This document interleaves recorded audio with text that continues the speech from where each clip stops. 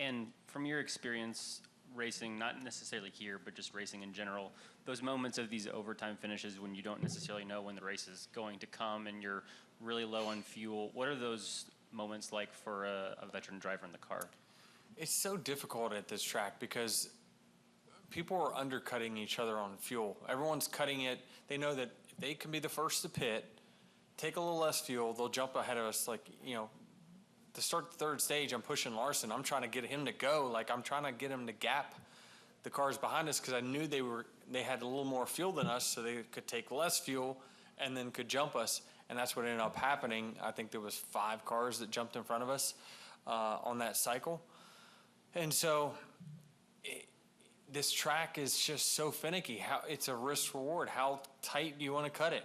But if there's any kind of caution at the end, everyone loses their head, and then we can't get a lap in. So then you better be one of those cars that, you know, got 5 extra laps in your tank. So, you know, if you keep the fuel in your car to get you those 5 extra laps, that's half a second in the pits. Half a second on the racetrack is a lot. And so no one wants to leave that on the table, so everyone's just cutting their throats as deep as they can to try to get to the end and run out right when the checker flag falls. And so then when you have these situations and overtimes, it just puts it in a precarious position, and then they start dropping like flies. Dan McFadden, FrenchStretch.com. So have you talked with MJ yet?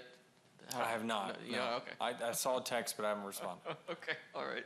So the luster of this race has receded, you know, over the last 17 years, obviously, but it is still Indianapolis. You're still crossing the bricks. For Bubba, and also 2311, what does this race mean, both for him and just as an organization going forward, having won a crown jewel, but having won at Indianapolis Motor Speedway? Yeah, I talked about it. It's the next step for the team. I always thought that this racetrack was always a showcase of driver, team, engine, all the things. It was a showcase of that. Now, obviously, with the next-gen car, it's a little bit different.